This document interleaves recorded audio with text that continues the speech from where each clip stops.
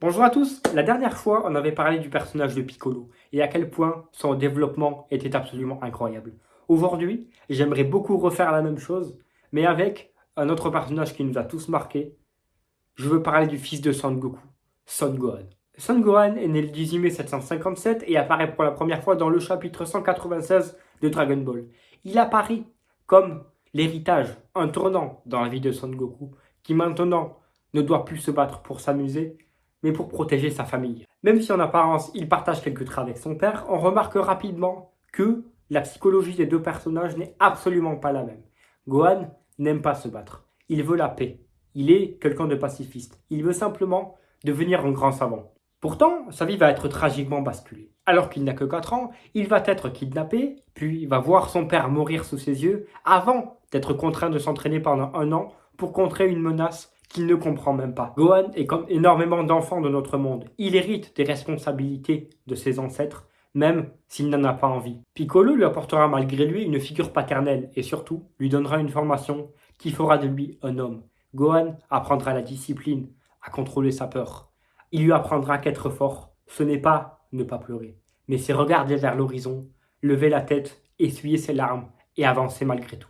Comme beaucoup, il porte le poids d'énormément d'attentes. Il a beaucoup de regards sur lui, parce que c'est le fils du sauveur de la Terre. Il est sur le terrain de combat parce qu'il a un potentiel exceptionnel. Mais malgré lui, il n'a que 5 ans. Il n'est pas préparé à voir des morts, à voir des combats entre adultes qui se déchirent. C'est en grandissant qu'il comprendra. Sa colère et son potentiel démesuré, il considère ça comme un fardeau. Mais c'est également sa plus grande force. Il doit s'en servir pour protéger la Terre quand son père n'est pas là. Car la responsabilité est de faire ce qui est juste, pas parce qu'on en a envie, mais parce que c'est nécessaire. Il héritera de la protection de la planète bleue quand il aura dépassé son père. Une explosion de colère, tous ses traumatismes, tout ce qu'il a vécu, qui ressortent en lui, qui font de lui un protecteur surpuissant.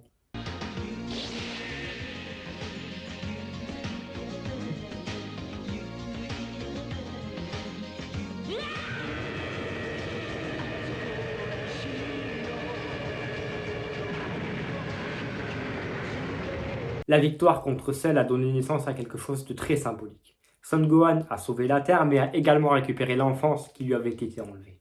Il vit enfin la vie qu'il avait toujours voulu. Et même si certains regretteront de ne plus le voir sur le champ de bataille 7 ans plus tard, lui est le plus heureux du monde. Il a sa famille et ses études. La fin de Dragon Ball nous montre une victoire pour Goku, mais également une victoire pour son fils. Gohan, à ce moment-là, a enfin réalisé son rêve. Il a une vie de famille, une femme, une enfant et un travail, celui de devenir scientifique. C'est pourquoi il s'est toujours battu depuis qu'il est enfant. Si Son Gohan est autant un exemple pour nous tous, c'est avant tout pour sa persévérance. Ce personnage a vécu de nombreux traumatismes, a vécu de nombreux combats. Il n'a jamais cessé de croire en ses rêves, de se battre pour cela. Il est l'exemple d'énormément de monde, de tous ces enfants, de toutes ces personnes qui ont vécu des traumatismes. Il aurait pu en vouloir au monde, devenir quelqu'un de mauvais en utilisant ses pouvoirs. Pourtant, Gohan n'a jamais eu une once de méchanceté. Il a toujours eu une grande pureté et a toujours tenté d'aider les gens du mieux qu'il a pu. Je vous remercie d'avoir suivi ma vidéo, j'espère qu'elle vous a plu. N'hésitez pas à vous abonner, à mettre un pouce bleu et à me dire ce que vous en avez pensé dans l'espace commentaire. Moi je vous souhaite une bonne journée et n'oubliez pas, Dragon Ball, c'est la vie. Ouais. ご飯。そっか。こいつじっちゃんの名前がいいんだ。きっとそうに違えねえ。オラの兄弟子、孫悟飯の名前を継ぐんなら、オラだって文句はねえぞ。よーし。おめえはご飯だ。孫悟飯だ。そうか。おめえも嬉しいか、ご飯。孫悟飯。おー